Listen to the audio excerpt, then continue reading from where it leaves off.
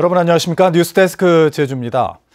관광객과 인구 증가로 전력 수요가 늘어날 것에 대비해 한국 남부발전이 화순 지역에 발전 설비를 확충하는 사업을 추진하고 있는데요.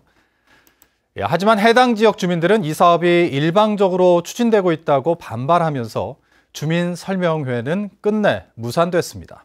김항섭 기자의 보도입니다.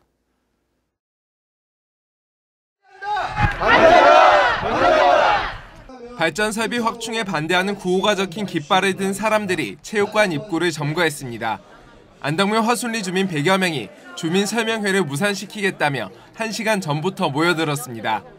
주민들이 반대하는 가장 큰 이유는 발전 설비 확충으로 인해 부동산 가격이 떨어지고 인근 어장에 피해가 발생한다는 겁니다. LNG 발전소가 건설됨으로 인해서 발생되는 지역의 재산권 피해, 또 어장 피해 대책 방안을 수립해놓고 지역민들이 수긍할 수 있도록. 주민들의 동의 없이 사업 설명회를 시작하려 하자 고성이 터져나오기 시작했습니다. 결국 주민 설명회는 지역 주민들의 반대로 시작도 하지 못한 채 40분 만에 무산됐습니다. 이번 사업은 오는 2020년이 되면 제주도 전력 수요가 부족할 것으로 예상되자 전력수급 기본 계획에 포함돼 정부 차원에서 추진되는 사업입니다. 남제주 발전본부 내에 천연가스를 사용 원료로 하는 발전 설비를 증설할 계획이지만 주민들의 반대에 가로막혔습니다. 주민들하고 상호 관계 협의를 하면서 그 이해를 풀어나가야 될 부분이라가지고 그거는 조금 더 시간적 여유가 있어야 될 것 같고요. 전력 인프라 확충 차원에서 진행되는 사업이 해당 지역 주민들의 반발에 부딪히면서 제주 사회의 새로운 갈등 현안으로 번지지 않을까 우려됩니다. MBC 뉴스 김항섭입니다. 문재인 대통령이 제주도 예멘 난민 문제와 관련해 현황 파악을 지시했습니다. 김의겸 청와대 대변인은 오늘 브리핑에서 문재인 대통령의 지시에 따라 예멘 난민 현황을 파악 중이며 이미 제주에 들어온 500명에 대해서는 취업 지원과 인도적 지원을 하고 범죄 예방을 강화하고 있다고 밝혔습니다.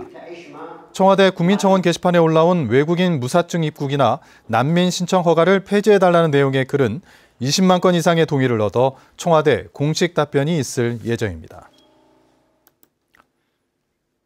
외국인 관광객이 많이 찾는 제주도는 전국에서 유일하게 음식점에서 외국인 직원을 합법적으로 고용할 수 있는데요. 하지만 규정이 너무 엄격한 탓에 도리어 불법 고용을 부채질하고 있습니다. 이소영 기자입니다. 관광객들에게 유명한 도내한 칼국수 음식점. 면적이 30제곱미터가 안 되는 작은 규모지만 연매출은 10억 원이 넘습니다. 종업원 5명으로는 인력이 턱없이 부족한 상황. 일손을 구하지 못해 영업시간과 메뉴까지 줄였습니다. 동네 분들이나 타지에서 바쁜 걸 알고 저희 집에를 오지를 않으려 처우 개선을 잘해줘도 아예 올 생각을 안 하니까 저희가 지금 집안 식구기만 하고 있는 형편이죠. 업주들은 인건비가 싸고 통역 등이 가능한 외국인 인력을 고용하고 싶지만 규제가 까다롭습니다. 외국인을 고용하려면 영업장 면적은 100제곱미터가 기본. 또 연매출이 1억에서 5억 원인 곳은 외국인 1명을 고용할 수 있고 5억에서 10억 원은 2명, 10억 원 이상이어야 3명을 고용할 수 있습니다. 매출이 충족되더라도 규모 과자가 신청을 못하는 경우가 많습니다. 상황이 이렇다 보니 음식점 10곳 가운데 3곳이 불법으로 외국인을 고용하고 있다는 실태조사가 나왔습니다. 불법인 줄 알면서 그 매출은 또 올라가지 저거는 또 구할 수 없고 하니까 울며 겨자 먹기로 그렇게 외국 인력을 써요. 그러다 보니까 좀 한쪽에서는 또 단속을 하고 또 이게 또 악순환이 되는 거죠. 평소에 기준 잡지 말고 매상에 그 식당의 매상에 있는 그 근거로 해가지고 외국 인력을 많이 담아줬으면 2명, 3명은 담아줬으면 좋겠습니다. 법무부가 제주도에 한해 음식점 통역과 판매 종사원 고용 신청을 허가한 지 3년째. 하지만 현장에서는 엄격한 고용 허가제 탓에 인력난과 불법 고용의 악순환이 계속되고 있습니다. MBC 뉴스 이소연입니다. 제주대 갑질교수 파문과 관련해 교육부가 진상조사에 나섰습니다. 교육부는 오늘 제주대학교에 공문을 보내 이번 갑질교수 파문의 과정과 실태를 조사해 보고하라고 지시했습니다. 한편 제주대는 해당 교수의 수업과 평가 배제를 결정하고 해당 교수가 국제공모전에 자녀의 이름을 끼워 넣기 했다는 의혹을 포함한 연구 실적을 전수조사해 부당한 사항이 확인될 경우 연구윤리위원회에 회부하기로 했습니다. 이번 지방선거에서는 도지사 후보들 간의 네거티브 공방이 격화되면서 갈등의 골이 깊어졌는데요. 원희룡 도정 2기의 과제를 짚어보는 기획뉴스. 오늘은 심각한 선거 후유증을 해소할 수 있는 길은 없는지 조인호 기자가 정리했습니다. 골프장과 리조트 공짜 회원권을 상대방이 가졌다며 폭로전을 벌였던 원희룡 후보와 문대림 후보. 변호사 출신 대변인들도 가세해 무더기 고소고발로 이어졌습니다. 상대 진영을 적폐 세력으로 몰아붙이면서 정치권은 물론 공무원들까지 적폐 논쟁에 휘말리기도 했습니다. 적폐와 싸웠다 그랬잖아요. 네. 그럼 4년 동안 누구하고 싸우신 거예요? 난개발 세력. 오금민 도정하고 싸운 거 아니었어요? 오금민 도정은 이미 끝난 지가 오래되잖아요. 오금민 도정에서 일했던 공무원들하고 싸웠다. 거기에 향수를 갖고 있는 세력들이 있었죠. 다 아시지 않습니까? 하지만 원희룡 지사는 당선 직후부터 갈등 해소와 화합을 최우선 과제로 제시했습니다. 무소속 도지사로서 반대 세력을 포용하는 협치 없이는 도정 운영이 불가능해졌기 때문입니다. 누구보다도 열리고 큰 마음으로 손을 내밀고 함께 해야 된다고 생각합니다. 포용의 큰 정치에 제가 누구보다도 모범을 보이고 저를 희생하겠습니다. 과거 여소야대 상황에 처했던 오세훈 전 서울시장은 무상급식 문제로 시의회와 대립하다 자진 사퇴했지만 남경필 경기도지사는 도의회와 연정을 맺고 인사와 정책을 함께 결정했습니다. 더불어민주당이 추천하는 공직자를 원지사께서 좀 과감하게 받아들임으로 해서 이제 그 제주도 내에서 어떤 연립이라 할지 협치가 원희룡 도정 1기 인사가 비선 라인과 측근들에게 좌우됐다는 비판을 받았던 만큼 앞으로 진행될 행정시장 인사 등에서 어떤 인물이 발탁될지도 협치의 성패를 가를 것으로 보입니다. MBC 뉴스 조인호입니다. 제주도는 지방선거 과정에서의 갈등을 조기에 해소하기 위해 도민화합 시책을 추진하기로 했습니다. 이를 위해 선거일 이후로 연기된 행정과 민간단체 행사를 조기에 개최하고 간부 공무원 중심으로 현장 소통의 날을 운영하며 제2공항 건설 등 현안에 대한 갈등 해소를 위해 사회협약위원회의 역할을 확대하겠다고 밝혔습니다.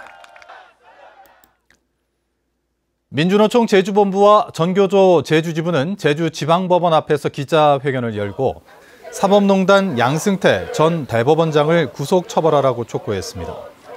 이들은 박근혜 정권 시절 전교조 법외노조 판결로 제주에서도 노조활동에 심각한 제한을 받는 등 피해를 입고 있다며 김명수 대법원장은 사법농단 진상을 철저히 규명해 재판거래 피해자에게 사과하고 원상 회복 방안을 밝히라고 요구했습니다.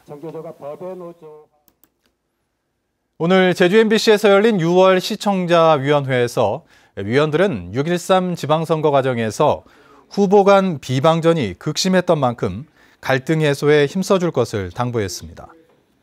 위원들은 특히 지방선거 당선인들이 내건 정책 공약이 정상적으로 이행되는지를 점검해서 유권자와의 약속을 지키는 성숙한 정치 문화를 만들어달라고 강조했습니다. 제주도 감사위원회는 소방장비 납품 비리에 연루된 소방공무원 27명에 대해 징계를 요구했습니다. 또 관리감독의 책임을 물어 제주도 소방안전본부에 기관경고, 소방서장에게 경고 조치하도록 하고 재발 방지 대책을 주문했습니다. 이들은 지난 2013년부터 2016년까지 40회에 걸쳐 6,500만 원을 빼돌려 부서 경비 등으로 사용했다 적발됐고 이 가운데 8명은 재판에 넘겨져 징역형과 벌금형을 선고받았습니다. 제주지방법원 한정석 판사는 부하 직원을 성추행한 혐의로 기소된 전 경찰 간부 57살 임모 씨에게 징역 6월에 집행유예 2년을 선고했습니다. 임 씨는 지난 2016년 1월 자신의 부임을 축하하는 부서 회식에서 부하 여직원 2명에게 각각 볼에 입을 맞추고 옆구리를 만지는 등 추행한 혐의로 재판에 넘겨졌습니다. 한 판사는 성희롱을 담당한 임 씨가 범행을 저지르고도 부인하는 등 죄책이 가볍지 않다며 이같이 판결했습니다.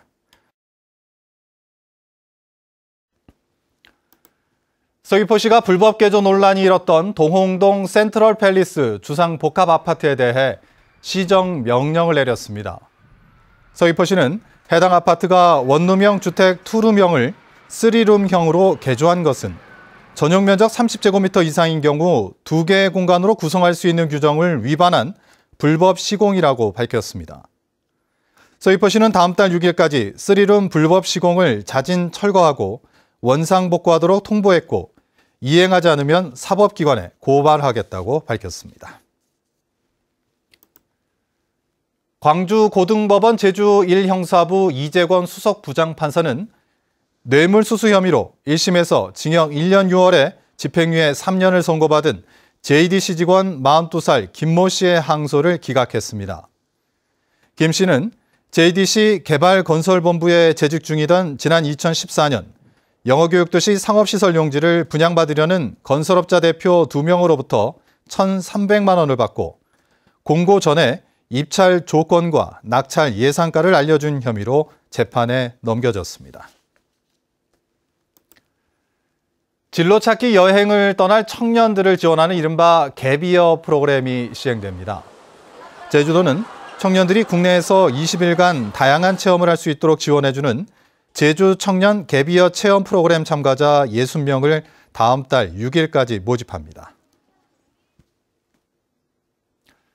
뉴스데스크 제주를 모두 마칩니다. 고맙습니다.